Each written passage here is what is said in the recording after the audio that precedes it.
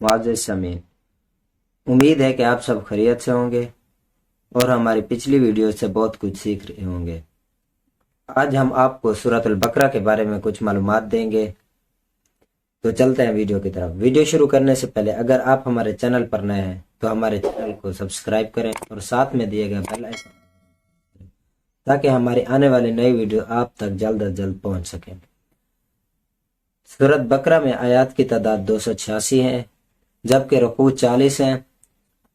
سورۃ البقرہ کے ابتدائی 16 رکوع پہلے پارے میں ہیں اور 16 رکوع دوسرے پارے میں اور 8 رکوع تیسرے پارے کے ابتدائی حصے میں موجود ہے۔ سورۃ بقرہ میں کلمات کی تعداد 6121 اور حروف کی تعداد 25500 ہے، اور اس سورت میں کوئی سجدہ نہیں ہے۔ آیت الکرسی جو کہ مشہور سورت ہے قرآن کی، وہ بھی اسی سورت میں موجود ہے۔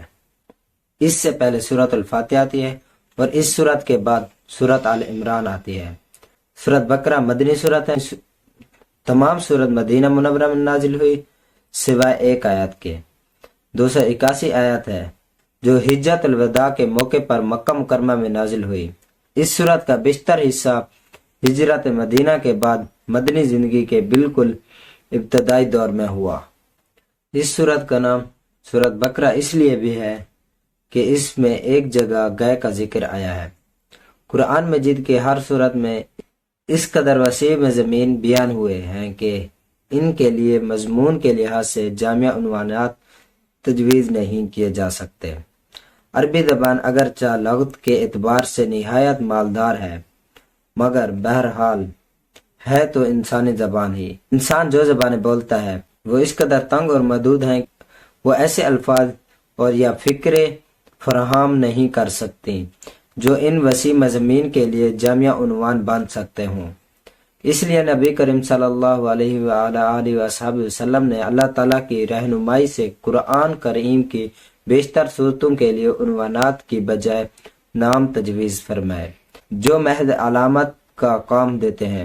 اس سورت کو سورۃ بقرہ کہنے کا مطلب یہ نہیں ہے کہ اس میں گائے کے مسئلے پر بحث کی گئی ہے، بلکہ اس کا مطلب صرف یہ ہے کہ وہ سورت جس میں گائے کا ذکر آیا ہے۔ امید ہے کہ آپ کو ہماری ویڈیو پسند آئی ہوگی۔ اگر پسند آئی ہو تو ہماری ویڈیو کو لائک کریں۔ اگر آپ بھی سورۃ بقرہ کے بارے میں کچھ معلومات رکھتے ہیں تو ہمارے ساتھ شیئر کیا رہیں تاکہ ہمارے بھی علم میں اضافہ ہو سکے۔ شکریہ، اللہ حافظ۔